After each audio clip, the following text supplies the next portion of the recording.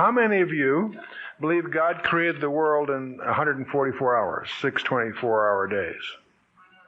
Okay. How many of you believe that the 6 days are ages of, geological ages and so forth? Any of you? Okay. We got about 2/3, 1/10. Okay. How many believe the earth is less than 6,000 years old? Believe in a young earth? Got a handful? Good. How many believe that the universe is 15 billion years old? Oh my goodness. Any astronomers here? No astronomers. That explains it. Okay. All right. Most scientists believe the universe is about somewhere between 10 and 20 billion years old. And there's a lot of evidence for that. Light has taken that long to travel from some of the distant stars.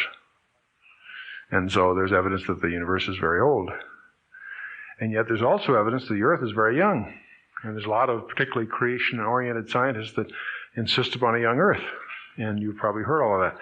A lot of big controversies. Where's our authority for all of this stuff?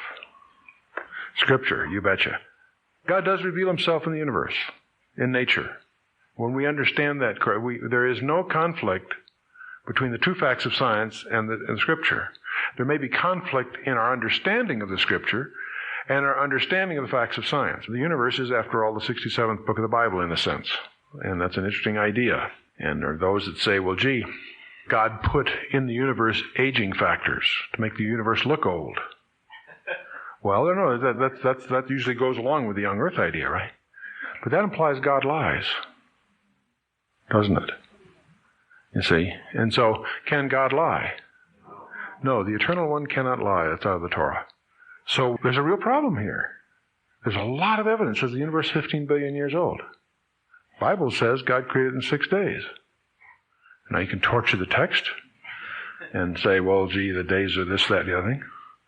Or is there an answer? And boy, there sure is. And that's what we're going to explore a little bit.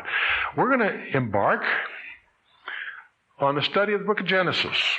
Genesis is the first of 5 books. Those of us of the Greek tradition would call it the Pentateuch, the first 5 books of Moses. The Hebrew phrase for these 5 books is the Torah.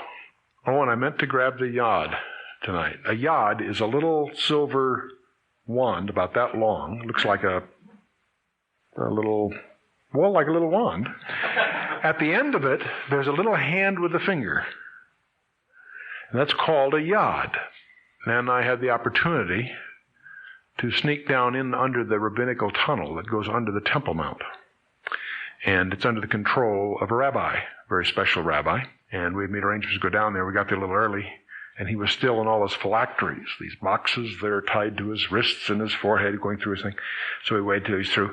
But then he took us on a tour of the rabbinical tunnel. As we left, he had a little chain and he had this yod. Now, the Torah, the 5 books of Moses, are so holy, they don't want to touch it. And so they use a yod when they read in the synagogue to follow the letters. It's like, like you point your finger, but that wouldn't be, so they have what they call a yod. Well, he had the silver yod. He broke it off and insisted we take it. And of course, we were flattered and grabbed it. The Hebrews hold the Scriptures very highly. But of all the Scriptures, the highest, of course, is the first 5 books of Moses, called the Torah.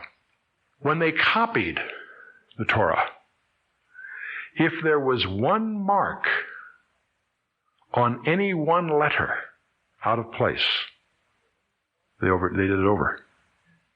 The Torah consists of 308,000 letters. That's why it's so accurate. We're going to discover some remarkable things about the Torah.